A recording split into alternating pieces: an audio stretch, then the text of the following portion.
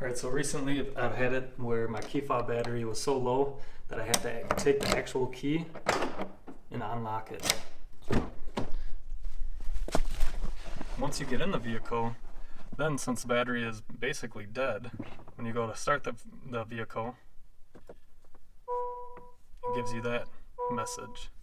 So then you hold the key fob up to the start button. Somehow it knows. And then you can start your vehicle.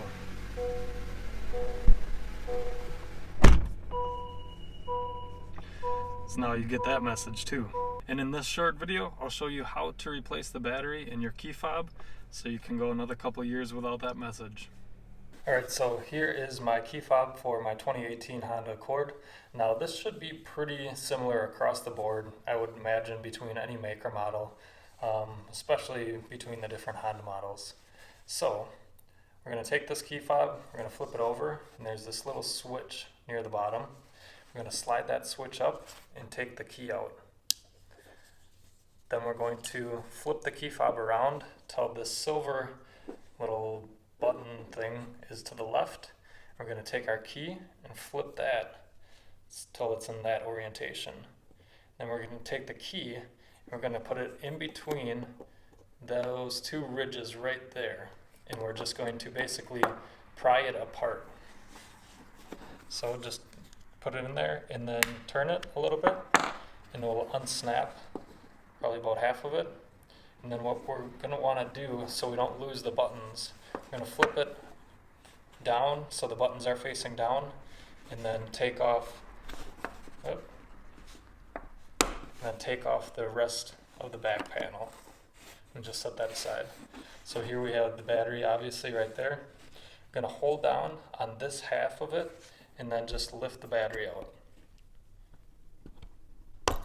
And that just pries open like that. Or pries out, I should say.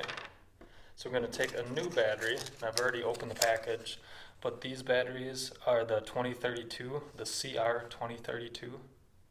I'll leave a link down in the description box below for some batteries just like this.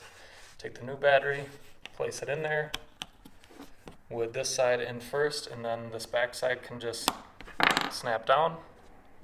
So we got the battery placed. We can put the back cover back on and just snap it. And if there aren't any big gaps in the seams, then it looks like it's all snapped together. We can put the actual key back in, and it seems to work. So that's all there really is to it, everybody. Hope this video was helpful. If it was, I'd appreciate it if you could hit the like button. Also, if you want to see more tips videos like this, I know this isn't kind of my typical video, but if you want to see more videos from me, go ahead and hit that subscribe button as well. But until next time, thanks for watching.